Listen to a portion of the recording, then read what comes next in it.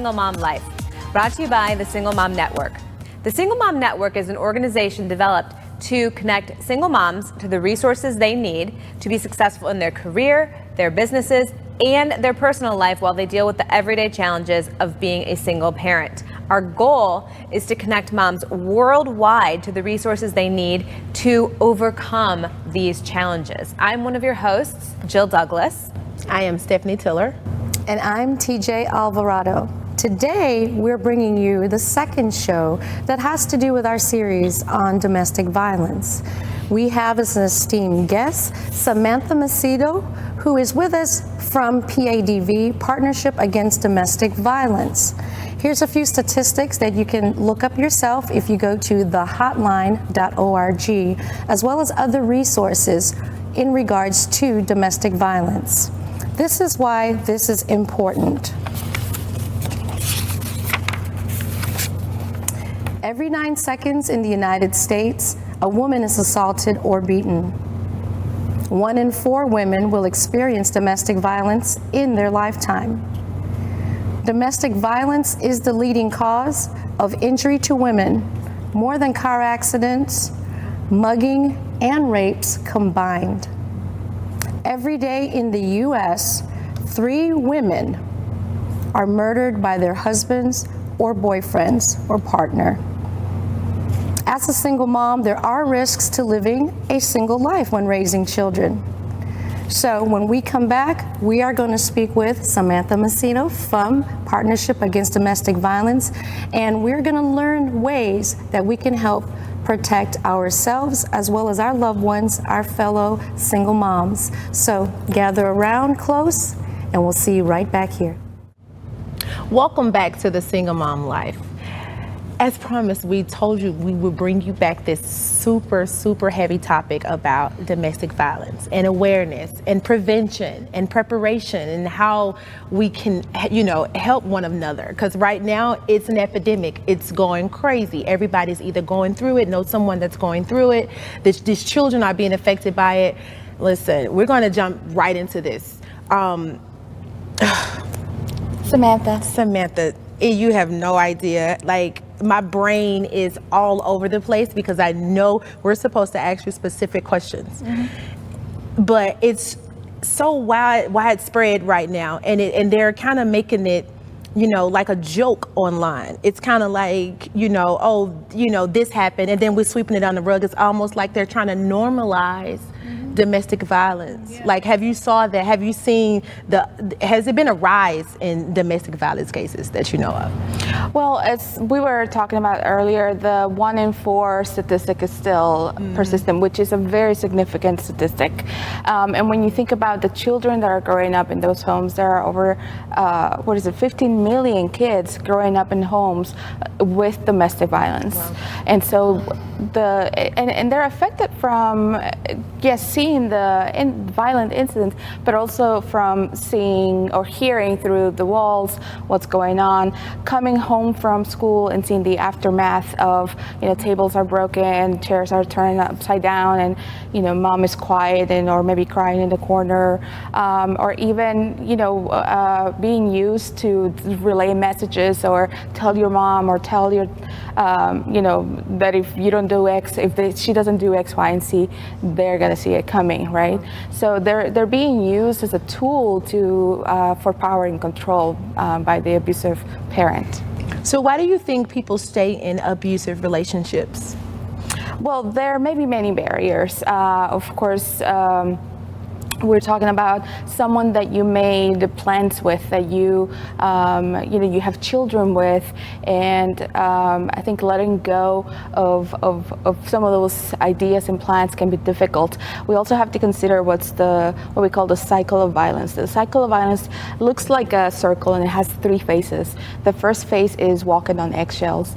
There's high tension, and you know that any little thing can become a trigger for an explosion, such as the food isn't warm enough, or the house isn't clean enough, or And then we have an explosion. An explosion doesn't have to be just about physical abuse. That's another misconception that when people think about domestic violence, they think that it's only about physical abuse, but there may be emotional abuse, verbal abuse, which goes hand in hand, sexual abuse, financial abuse, spiritual abuse. But there's some kind of explosion in this phase. And then the last phase is the honeymoon period. This is when the abusive partner can say, I didn't mean it, I'm going to change, but they don't really follow through with those promises. And so you're caught in this cycle where things are not always bad. And so you think back, but we have some good times too, right? And so when you're caught in that cycle, it's difficult to see the patterns of abuse that you're stuck in. And I can speak to that just for a minute, because that I have been there, and it wasn't like a hardcore physical abuse, but there was verbal and there was emotional, and it's and borderline almost physical sometimes, but it was you think to yourself, or at least I thought to myself, it's going to get better now. This was a big enough situation that it's going to get better now. This was a line, and this is going to change it. You just keep hoping and wanting that because you did fall in love with this person, or you do care about this person, or as a mom who wasn't working and my husband was the primary breadwinner, I relied on that, and we were away from family, so it's I was looking at what was I going to do if I left. I had no money to my own name without that, and eventually it came to that when I didn't have access to our joint funds, and I had $300. So it's kind of that's a whole other factor. Right. So the way we define domestic violence or intimate partner violence is when there's a pattern of controlling behavior with the purpose of having systematic power and control over their partner. So earlier when I was saying financial abuse, someone, given the description or the definition I just gave, it's someone who has full control over their finances, whether it's, they're the sole breadwinners and the other party doesn't work, or the other way around. Some abusers are the ones who are stay at home and their partner is working, but they have full control of the finances. That's why I mentioned financial abuse. Spiritual abuse is along the same lines. It's someone using the spiritual scriptures out of context to have power and control over their partner. It's almost like a cult within your home. Well, it can, I think sometimes, again, when you're in that, we have some good times, this wasn't as bad, you're not seeing the patterns, the repetitive of when, you just know that something might happen, but it could not happen as well. And so you're just trying to walk carefully, and one of the main things that we do with our clients is we talk to them. A lot of our clients, what they say is I just want the violence to stop. Outside of the violence, everything's great if you can, right? Right. But when the violence happens, we just want the violence to stop. Whether that is, my partner needs help with counseling or substance abuse, AA kind of help or something, because that's what escalates the violence. Now, substance abuse doesn't cause the violence, but it can escalate the already, controlling patterns that are there. And so one of the things that we do again with our clients is help them. They've already been very resourceful because they've been trying to avoid violence for so long, but they're running out of options. So we help them come up with other resources and options. Yeah. So how does domestic violence affect children? We know that it affects the children, but how exactly does it affect the children? Well, domestic violence can affect children from the womb because if the mother is being abused, all the stress and anxiety, the baby's feeling that. After they're born, if they're hearing noises and sudden movement and sudden, the violence that they're witnessing, they don't understand it, but it does cause this anxiety and uncertainty within them, because as a baby, you're taking in the entire world, right? And if your world around you is very violent, then it can make them feel unsafe. Right? Yeah, so that's the primal, the very first thing you have to feel in order to get anywhere, and you need to feel safe. And then when they are on preschool age, they may have regressive behavior, like if they had already, been potty trained, then maybe they start wetting the bed, having nightmares.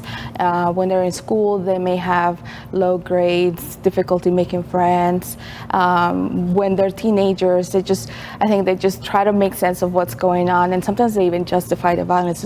Mom, that dad likes it when, they come home and there's just do that, right? Wow. Just don't be late, just answer your phone. And so I think they try to justify some of that behavior. Oh, that is terrible. So they're on edge and they have anxiety around it. And I, can see that sometimes the kid wants to make sure everybody's okay, because then they'll be okay. Exactly. So then they put themselves in a situation, or they start conforming. Yeah, or stopping.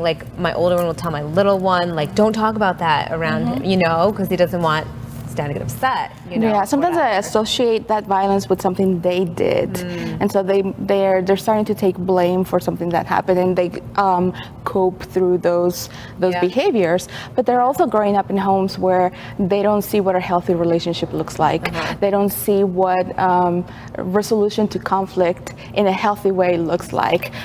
They know that the violence is they're learning that the violence is inevitable. So hopefully we've helped our viewers identify that if they've questioned, am I in a situation, or even for those of you who are watching and you know that you are in a dangerous situation and you want out, Samantha, help us understand what's that next step, what's that safety plan, what does that look like, so we can give our viewers who want to embrace that courage and embrace the change for their own safety and their children. What do you do now? Well, trying to leave an abusive relationship is one of the most dangerous times for that person. It's when that person who's being victimized is at 75% greater risk of being hurt or killed. And so it does have to be done very carefully. You mentioned a safety plan. There needs to be a safety plan in place. 75%? Wow. Yes. That's scary, yeah, but I got. One study even said that 27% of domestic violence homicides were children. 90% of that percentage were under the age of 10, because sometimes the children will try to intercede and try to, stop the violence, and they end up getting hurt. And so think about that, again, that pattern of control. When someone is being very controlling and their partner is trying to pull away from that control, they're going to try to hold on tighter. So that is at the most dangerous time. If you call our crisis line, 404-873-1766, an advocate will answer the phone and safety plan with you. It can be anything from trying to get a protection order so that this person stays away from you and or the children. Trying to come to one of our shelters that are confidential locations. We have 2 emergency safe houses that, again, are confidential locations, and they're for people who they no longer have a safe place to go to. Right. And I would like to interject right here that the phone number you gave is for Georgia. Now, for those of you who are watching outside of Georgia, there is the National Domestic Violence Hotline, and you can also look that up at thehotline.org. The statistics are real. 75% of women who try to leave an abusive relationship is in a very dangerous position. But I want to encourage you, being a survivor of domestic violence, I can tell you that there are resources in your community. There are victim advocates that can come alongside you. And just like there's a statistic on one side where it says 75% it's dangerous, yes it is. But right here, myself and my children, we are survivors, and so can you. You've just got to reach out, have faith, and know that there are wonderful agencies and wonderful people that care, like Samantha, like PADV, in your community. There's safe ways to go about it, and we're hoping that with resources today and as we continue this talk, you will find your way to safety. We will keep you in our prayers. When you're safety planning, one thing that I want to add, and there's children involved, you do have to tell them, I love you, this is not your fault, we're going to a place where we're going to be safe. Sometimes the police needs to come so that we can all be safe.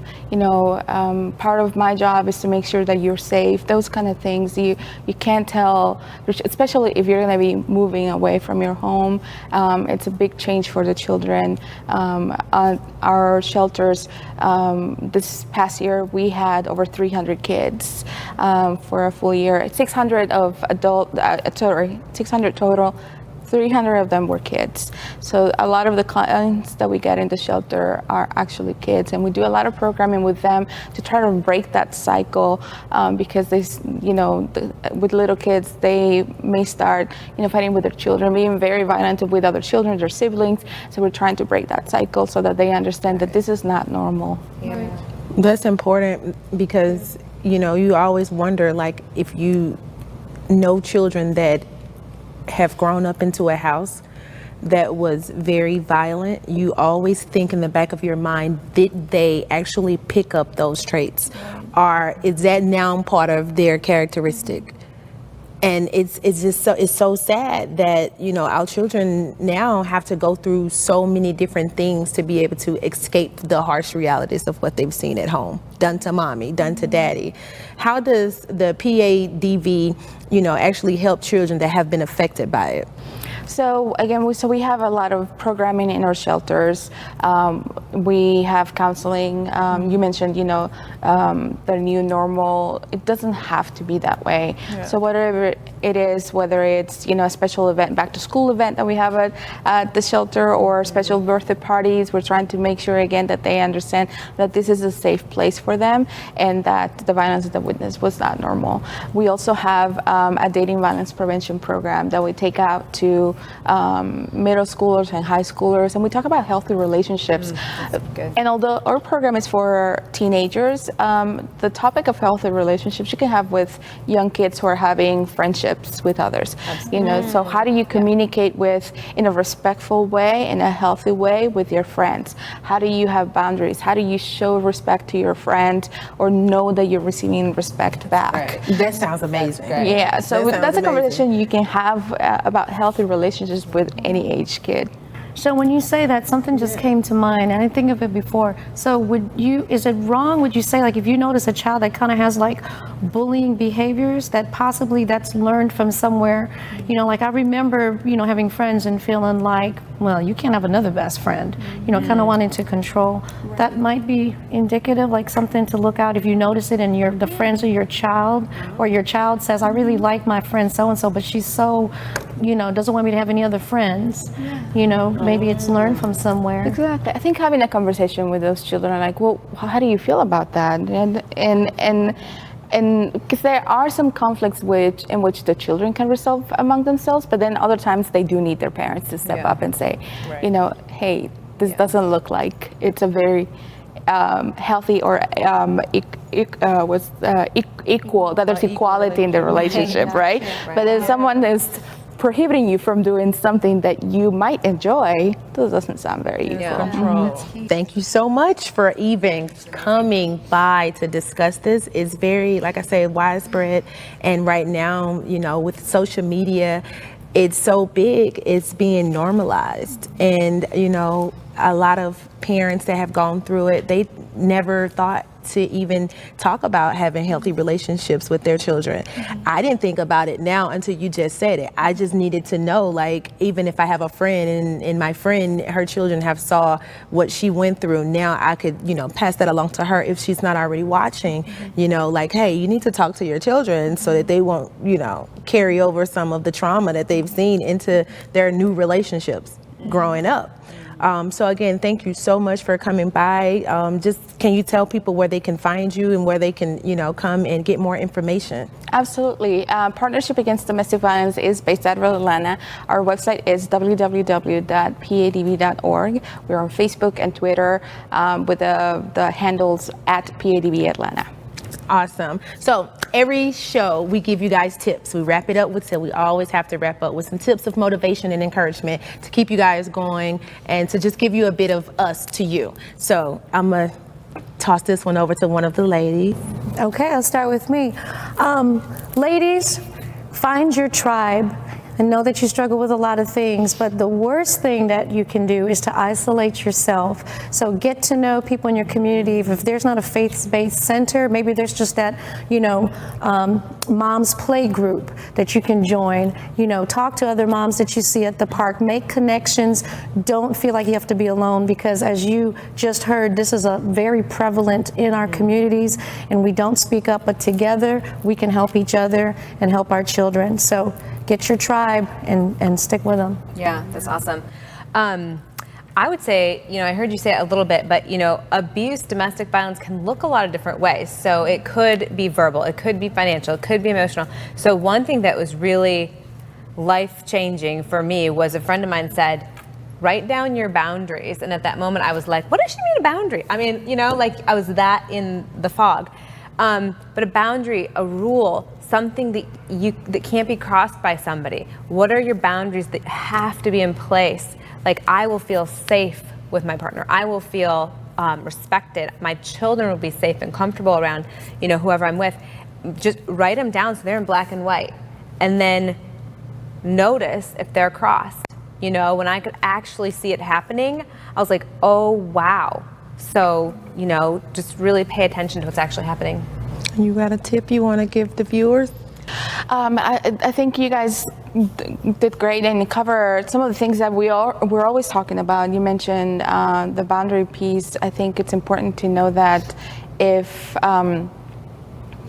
that it's not normal to have someone, for example, constantly disrespect you and think that it's okay to justify it because you are acting a certain way, to shift the blame right back to you.